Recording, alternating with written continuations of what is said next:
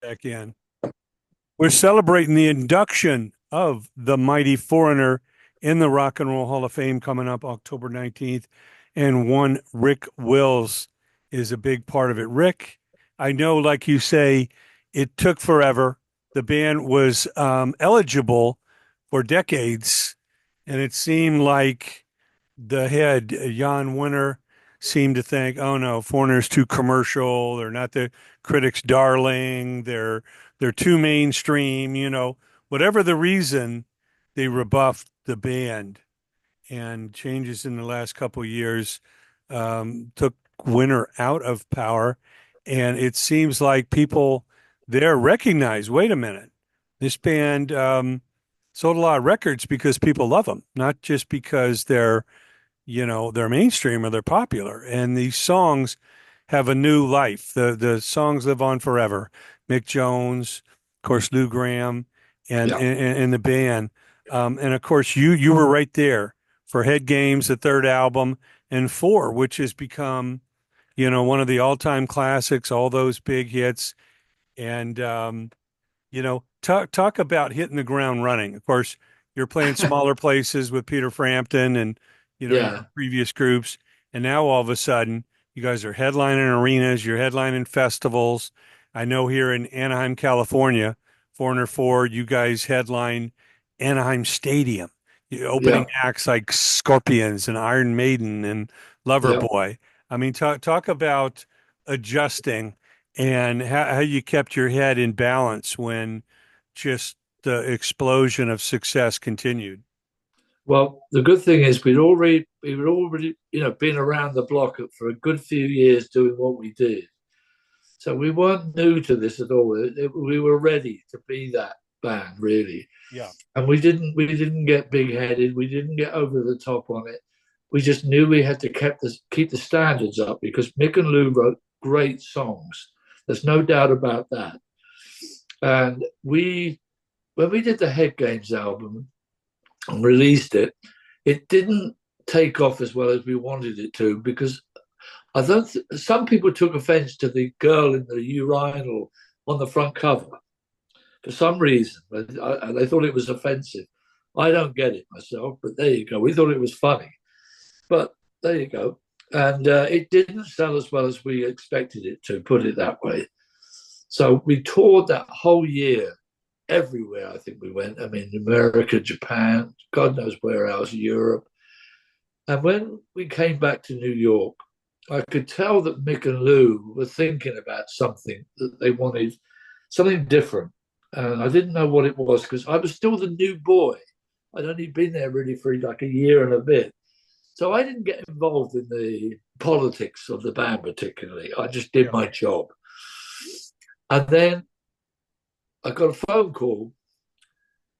I think it was Mick who called me, and he said, "Rick, we've made a decision, Lou and I, and we hope that you'll agree, but we're going to let Al Greenwood and Dennis and Ian McDonald out of the band, but because we want to be free to do." I said, "I've got ideas for this next album that we're going to make, and I've got Mutt Lang on board to produce it, who is a top producer." He said, "I've got to come up with something really, really special to get back into that top echelon again, selling 10 million albums and stuff." So I said, "Well, that sounds great." I said, "But I'm really sad to lose Al and Ian because, we were all friends." Yeah. He said, "No," he said, "I want to do it." I said, "The reason is I want the freedom to bring in outside influences that I like and you're like, I'm sure, to try out different keyboard players, different textures and different sounds for this new album." And I didn't really know what that meant, but I got it once we started work on the songs because he had some really good ideas, but Mutt Lang also had some very strong ideas because he said, "Look, a lot of your stuff is very good, but I want some specific songs, like a really strong anthem song, like Jukebox Hero." That's what that became, Yeah. and it really did work. Although I couldn't see it at the time, I wasn't sure. But when we look back at it, it has become one of our strongest songs without a doubt. And then we had other good. I mean, we had the ballad "Waiting for a Girl Like You," which was a huge hit. Went straight into the charts, went to number two. Never got to number one, although I would have bet my life on it would be number one. But Olivia Newton-John beat us to it with "Physical." Mm. So all these things happen, and I guess they happen for a reason. But we were so determined, and we got most of it done quite quickly, and then it dragged on because Matt wasn't happy with certain things. He wanted a certain type of song. He wanted urgent. Well, Mick had a riff that we really liked, but we didn't have a lyric. The funny side of this is he said, "Oh, I've got to go to the bathroom. I'm desperate. I'm desperate." He rushed off to the bathroom and he came back about, I don't know, 15, 20 minutes later. He said, "I've just written the lyric for urgent." I said, "Was it that urgent?" He said, I think so. He said, "I've got the lyric." And he just wrote it all down. And Lou got hold of it and started singing it. And I thought, that's a great idea. That really is a great idea. The lyric to it was so right. And we made this song into what it was. We got, the sax player in, I can't think of his name off the top of my Junior head. Walker. Yeah, Junior Walker. It was a different sound in that intro, the Yeah. guitar, and We had, you knew right when you heard it on the radio, you were in yeah. for an adventure, and it was Oh, yeah. so memorable. We had Mark Rivera in, who we got to know, and Bob Mayo, who was unbelievable. I knew Bob from Peter Frampton because Yes. they were all friends, and he was an incredible keyboard player. He had perfect pitch, Bob. He could hear any song and just play it. That was his gift, and he was such a lovely guy. We used to have so much fun together. And Mark Rivera is the most up and cheerful guy you'll ever meet. I mean, he's still Yeah. the same with Billy Joel. Yeah, He's full absolutely. on, and I don't know. We just had a good connection between us. We went out. We released the album. It took us a year to make, by the Oh, way, just wow. over a year. I heard the So, stories that Mutt Lang was quite the taskmaster. oh, Did he make you do a unbelievable. lot of takes, Oh yeah, a lot of oh yeah. vocals, all that? Until he was happy, we weren't allowed to be happy. Put it that way. We had to keep doing it and doing it until he got what he wanted out of the song. And he was right. In the end, I think he was dead right. But it was hard because Mutt was such a hard-working guy, and I mean, he was a lovely, lovely person, but he loved his work, and he helped us with so many things. I mean, he's a good background singer. He got involved in every part of the album. And then at the end, he had to go off and do another project. I can't remember who it was with, but something like Def Leppard or Probably somebody. Def Leppard. And Mick just finished it up and did the mixing with it, just with the engineer. And he did an excellent job because Mick's got very good ears. He really has. And he takes it, I mean, everything he does, he takes very seriously, but in a nice way. And when we released the album, it just took off. I remember hearing Urgent on WNEW in New York, which was the big station there, with Scott Mooney, the Yeah. DJ, playing Urgent. And I just thought, wow, that sounds so good on the radio because they compress it, on the radio, Yeah. on FM radio. And Sounds it just magical. sounded fantastic. I'm sure And it's surreal first time you heard it on the radio. It's like, it went that straight that into was the worth heart. all the takes that Mutt made us do. And then, our booking agents, Premier Talent, they started putting out, the idea of us touring.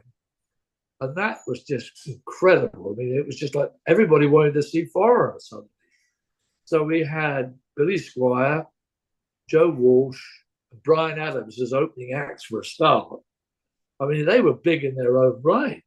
Yeah, But we had to, every night we had to go on stage and be better than them in a of way and course. bigger.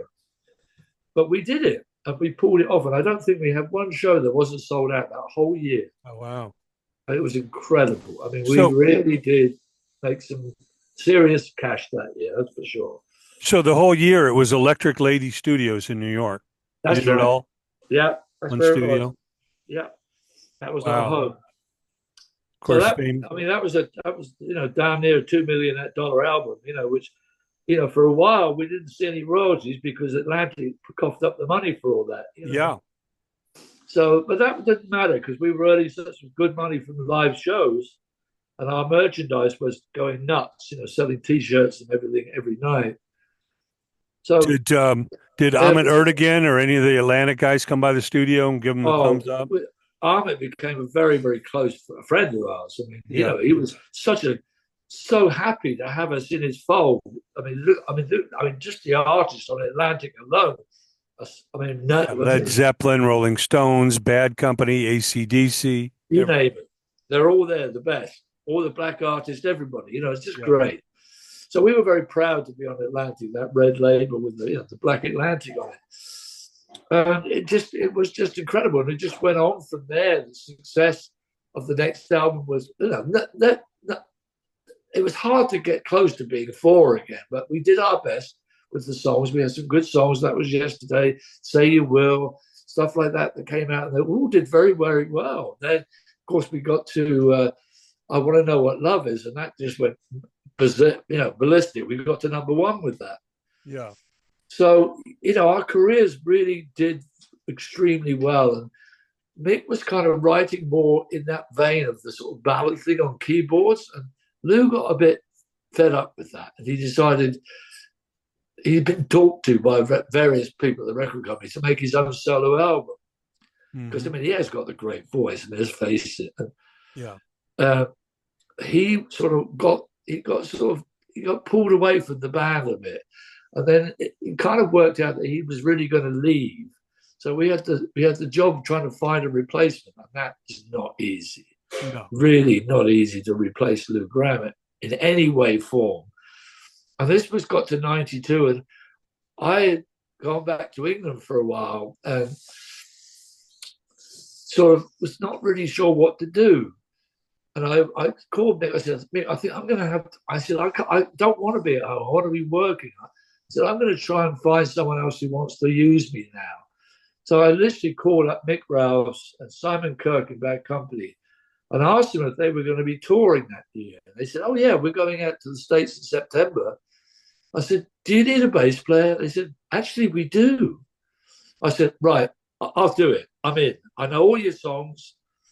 I said, I want to do this because I love what your songs are. And they're not difficult Bad Company songs to learn, actually. Right. And I did that for the next 10 years.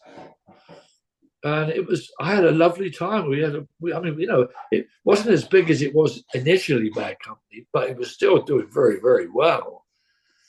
And I really enjoyed my time with them. I really did. Yeah. So It's a that's hell of a catalog. that's my career really in a nutshell. Yeah. I mean, you put the Foreigner catalog and the Bad Company catalog together. That's a lot of Oh FM yeah, radio hits right there. yeah, it is, and it's given me a lot of hope. I've just enjoyed my life doing it all. And then when we found out in April that we'd finally been nominated for the Rock and Roll Hall of Fame, much to our surprise, I might tell you. So we were initially shocked and then thrilled and then honored to be part of this because Yeah. we've got to realize who's in that Rock and Roll Hall of Fame. It's an elite club. Well, plus you don't want to get your hopes up too high because you might be nominated and not inducted. No, that's right. And then when it actually came to the induction thing, we got chosen as I think picked number one. And Peter Frampton was right behind us. Yeah. So I wrote to him in an email. I said, I'm so thrilled, Peter, for you and us. So can't wait to see you on the night. That's how it is. Yeah, you got Cool in the Gang, Cher, Dave Matthews Band, Yeah, I know. Dionne Warwick, Mary J. Blige. It's going to be a It's a big night. incredible evening And there Ozzy Osbourne, of by the course. Rock and Roll Hall of Fame in Cleveland, the big arena there. And I know, of course, you'll have Lou Gramm there. You'll have Yeah, Al Greenwood there. yeah. Um, Dennis Elliott, myself. yes, We Dennis hope Elliott we will be hope there. Mick will be there because Mick's not been well. He really hasn't. He's got Parkinson's disease, and it's very difficult because Mick likes to give 100% of whatever he does, Yeah. and he doesn't feel he's capable of giving 100% at the moment because he's had a, it's just debilitating, the whole thing, Yeah. Park. It's horrible. But I know he'll try. So Phil Carson, our manager, he said to me, Rick, if it comes down to it, because I do quite a lot of interviews for this band and I Sure. enjoy doing it. And he said, if it comes down to it, he said, on the night, if Mick doesn't want to say anything, will you say something on behalf of the band just to thank everyone who supported us, all the people that voted for us, and the Rock and Roll Hall of Fame board that inducted us into this, wonderful club called the Rock and Roll Hall of Fame. I said, of course I will. He said, but keep it short and sweet. Just make it nice, but just make everybody realize that we're very grateful and very honored to become part of that elite club. And that's our story. Well, I know it's going to be an incredible evening. We look forward to following up with you and hearing about the experience. I know, you'll have a lot of presenters. I know besides those inducted, I see a lot of people, James Taylor and Keith Urban, Kenny Chesney, um, of course, a lot of people, Roger Daltrey, Sammy Hagar, Slash. Yeah, A lot of people will be there presenting. So we yeah. know it will be celebrity filled, and I know it's a monkey off everybody's back to finally not have to answer that question, like, why aren't you guys in the Rock and Roll Hall of Fame? Well, we asked ourselves that many, many times, but um, I mean, there is a reason why some of this happened. It was because of Jan Wenner, in fact, really. Yeah, And something happened because Mick always used to rent a place on Long Island for summers, and his wife had seen Jan out and about and told his wife something that she'd seen. And I won't go into detail because it's too personal. yes, But she told his wife something, and she confronted Jan, and that was it.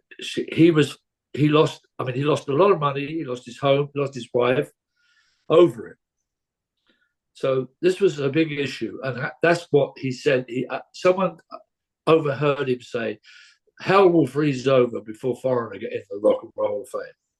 yeah, I think that's partly the reason why we yeah. It never was got in until he left the it was board. personal. It had nothing to do with the credits, the No, validity, no. the I mean, fans, you and can't and deny. and really, I know you guys more than anything, appreciate the fans because the fans is what gave you this great life, Yeah, gave you any of everything. these royalties, gave you any of these, incredible experiences, people coming up to you and saying how much these songs meant to them. They fell in love to it. They got married to it. They Yeah. graduated to it. They had their first child. I mean, all these stories is really the rewards you seek.